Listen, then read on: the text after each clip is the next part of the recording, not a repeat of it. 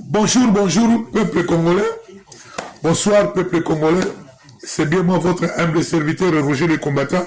Le naïko solo là, makambo oyo ezolika na kati ya République démocratique du Congo. Nazali na vidéo oyo etombelenga pe na kati ya TikTok. Et ça n'a bien donc na bekana ko sala analyse kotalisa bandeko na biso oyo bozo sala de la sécurité.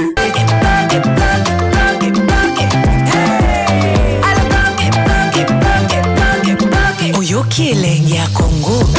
Tapez les mains, tapez les mains, tapez les mains, tapez les mains, tapez les mains. Bonjour, bonjour, peuple congolais. Bonsoir, peuple congolais. C'est bien moi, votre humble serviteur, Roger le combattant. Le naïko solo là, makambo oyo ezolika na kati ya République démocratique du Congo. Nazali na vidéo oyo etombelenga pe na kati ya TikTok. Et ça n'a bien donc na bekana ko sala analyse kotalisa bandeko na biso oyo bozo sala de la sécurité na kati ya République démocratique du Congo na kati ya mboka na biso. Bato botangami boali CNS, ANR, DEMIAP, cybercriminel. Je crois que parmi les bozana ba habilité, mutu na mutu ayebi rôle na ye, mutu na mutu ayebi poste na ye, mutu na mutu ayebi eloko azo sala. Alors, si on a zogi en arrière, il y a 20 ans passé, toyebi babiloko lekaki, ou salamaki, enlèvement, séquestration, cachot clandestin, tuerie. On comprend? Ils avaient babiloko, ou ya babé, ou ya salamaki, ou tu m'as ko déplorer yango, ou tu télémena to lobela. To lobela o mukili. Ko kata biso ba connexion, to yebi makambo, ou tu téléma. Exemple, écoute Ali, ou na mochela bino, il y a président Félix, na interview bobo, ou salaka, ou à lobelaka que un jour il y a un pouvoir, ou tant où il y a comme présenté, azo condamné ba acte. Oyo, il y a 20 ans, oyo, banaï ko salama. Mais lelo oyo, tant que président Félix a eu pouvoir, ceux qui battent au sadaye, ils ont commettre ma acte voilà. Est-ce que vous allez bien? Donc, au bon dit, adage mo balobaka, avant le la poti, où ils ont la biso, moudiga, banano kologola, et pas na yo moko. Likabo yo mona ki a mabe lobi. Au mona ki a mabe. Yo condamné qui a. Est-ce que yo sale la haut? Yo sale la haut. Yo rien na makanisi ya bien. Dès que moko zamboka aloba qui peut pas vidéo ezali. Mais les autres zo ka moi. Comment on a les lots bande ko na biso o bozali makabotali sécurité à mboka. Là qui par exemple maman o babé akae maman nani Lisette Kabanga na monsieur Bukasa. Bon, ça, la moussa, la bino bien conforme, n'est bien. Et ça, la tout sur le bazo qui est le canaba mission, babakambazo au loba. Ceux qui va saluer l'apologie. La mona qui bango, bamsou ba déborder qui, apologie contre les chefs de l'État. Voilà, bateau, bon, qui ne mou kangaba, on a moui. Et nous, bon, enlever bango, bon, enlever bango, kaka bino moko susu. Bon, bobi bongia, batu makele, boke bosambisi bango, bokamati ba audio wana, bochango, na réseaux sociaux, ka bino moko. Ce que biso so doyo kiamo, est-ce que tu bête la bino baboko? Non, on bête la kama à boko te. Na on dit que susu, audio susu, ya batu makangi ba on a caché mobo, continue à parler de mal.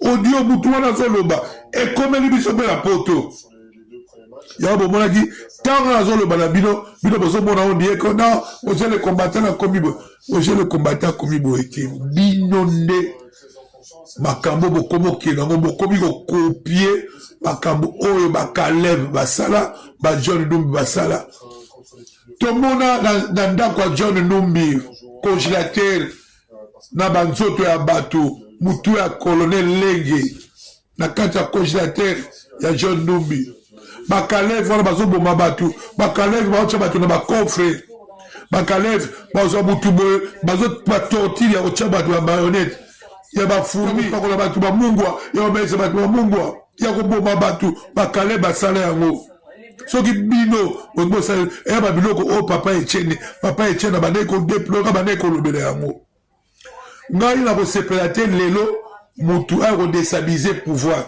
surtout nayebi ke mikolo oyo côté sécurité bokomi na biloko mosusu ya basophistique oyo lelo bozokanga bango bakotela tshombo na bo bamoni babiloko wasi bato bokangi bango bongo bato bazolika badestabilize mboka oyo bozokona kokanga bango ata boke bokangi na 1h du matin te oke bokangi na 2h du matin tanke parce que mutu aza na contact na ndanga aza lokola terroriste un terroriste aza na ere bakokangela ye te un terroriste ata bakangi batie kagoule eza problème te parce que aza mutu azolika terroriser mboka aza mutu azofugola lelo obotala lelo parce que bino ozozwa lelo na République démocratique du Congo lelo il y a pas des opposants il y a des règlements de compte bato wana la plupart souvent na bango zade bandanga bayana ba M23 pour la bango de pour ba se retrouver alors que ba M23 bayana bamboka na biso eza lokola Congo toteki eza lokola to continent esclavagisme bino bato bozo bakaboza ba opposant bino bato bozo kota ko contact na ndanga bonso na ndanga mais ba ke ndanga de azali wana aza usage unique oyo bako utiliser bomona ki Magloire Paluku babomi pourquoi parce que réclama ki kaka ki alobi pourquoi bo chakaka bato na bino ba Rwanda bo chama ba gouverneur biso ba congolais te baboma ki ba betie masasi est-ce que bino bozo comprendre na bino ba ndeko na biso oyo bozo kende kuna biso ba Roger le combattant ba contacter biso ba contacter ngai boyebi na résistant bango deux fois ba contacter ngai na résistant bango na tchela bino na réseaux sociaux nga naza patriote na koyi ko trahir mboka na nga jamais et là on ensenga kana bino Lisette Kabanga Bukasa bino bozali cyber criminel et amakambo susu e ali oyo CNS Anel Debia de bakoki kosala yango soki bino bokobi kuna là c'est autre chose mais bon ça la musala on ndenge ya bien parce que na yokaki de babilo mususu batu mususu bakomi ko profiter ko kende ko kanga batu ko senga ba rançon bon est-ce que boye bien ngo dans une formation ko sala te bazo kanga batu yo finga président Félix po ba senga ba rançon alors que ça bien te alors le lobo zo mona jeunesse wala bazo lekala opposant na soit déjà opposant baza ko utiliser ba gêne OK ne no babo po ba pesa ba net ba maîtrisable ba pesa mboko pa ko loba net ba John wala eza ba chaîne mo ba blo mo fallait bo kanga ngo déjà depuis bo kanga ngo te poani il fallait bo kanga ngo tant ba toizo na ba blo ba apologie yango so ba comprendre que lelo pourquoi mboka la biso ke ni bongo bato ba opposant président Félix baza na union sacrée babinemi à présent ezala ba ministre muso baza na gouvernement ils ont participé à la réunion ba M23 ba reconduire bango baza bango na conseil des ministres baza kawana batebele baza wana ba ministre muso ba ali wana ba solaka na bananga batebele ba union sacrée ba solaka bananga bato faut botelemela bango il faut ngapona nga bato ba déstabiliser mboka pour mboka la biso que l'esclavage et comme to comme esclave lelo en tout cas so bokanga bango na otela bino vidéo oyo botala président Félix ndenge azala contre ndenge abandaki koloba akokanga bakasho ndenge alobaki bino mobolanda ba méthode wana ezali lokola violence ba arrestation arbitraire ba violation à ba droit de l'homme motoza alobi opinion na ye po esepeli si bakonzi te bakangi ye voire babomi ye moto asengi a informé que akosala marche pe pacifique amemi mandoki na maboko te babeti ye masasi akufi baka eza ebele na mboka na biso nde biloko nalobaki système wana oyo ekota uta AFDL ti kino lelo, enfin kino na décembre 2018, système wana nako déboulonner yango. Bonjour, bonsoir. Scandale, c'est scandale. Au ministère de hydrocarbures, la toute-puissante ministère Akassa Bandoubola a refusé de donner les vivres aux agents de l'administration à l'occasion de fin d'année. Il promet dans l'histoire de ces ministères. Le secrétaire général au hydrocarbures s'est vu refuser pour la énième fois la demande de la remise de vivres à ses agents après celle des véhicules de l'administration.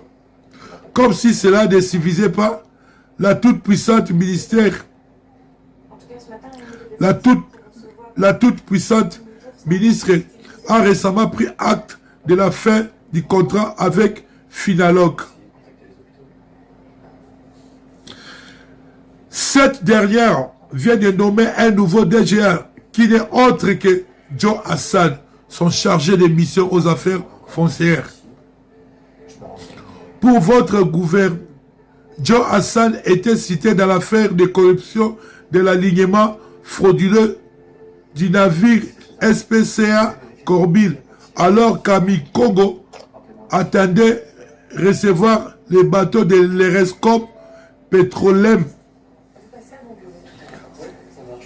Comment comprendre qu'une bande de compétents ont pris un secteur si stratégique en otage, en vue de tout, personne n'en parle. Eza Mawambigi, na kati ya République démocratique du Congo, o makamsusu oyo, tozali ko vivre oyo. Eza elegibigité. Maman Akassia, on a tant beaucoup parlé d'elle.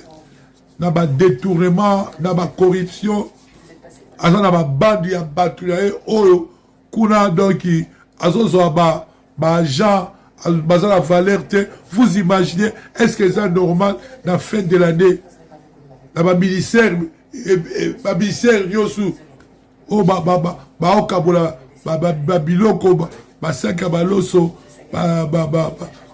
carton, soso. Mais si quoi, dans kati ya dit le secteur ya hydrocarbures, bo pime la bateau hydrocarbures y a une place oh mbongo kotaka parce que bateau basala akula vraiment. En tout cas, tu sais qu'il vraiment démission à maman Akassia. Moi je comprends pas cette maman Akassia. Oh, donc elle a toujours reconduit. Alors ma place tout haut y a les cas et ça que chaos na chaos. Chaos na chaos. Bah trop quoi. Tu sais qu'il démission à maman Akassia Bandoubola. Vraiment aux hommes mérités vraiment. Yango remaniement aux autres aussi dans la Mboka à réduire ma ministère parce qu'ils ont coûté biso cher. Au moment où le pays traverse des moments très difficiles, peuple a souffrir. Tous a besoin de mbongo lelo pour tout ça ma logistique. Lelo il partit à mbongo la biso et ça va mbongo ba rebelle. Tous a besoin de logistique. Tous a besoin de lelo qu'il y a ma motivation qu'on motive qu'on bat salaire il y a ma soldat la biso. En tout cas, tu sais, dans la Mokondi, à réduire ma ministre. Parce que ma ministre, c'est le loco moroté. Dans ma ministre, détournement. En tout cas, maman Akassia Bandoubola, tu sais qu'il démissionne. Merci.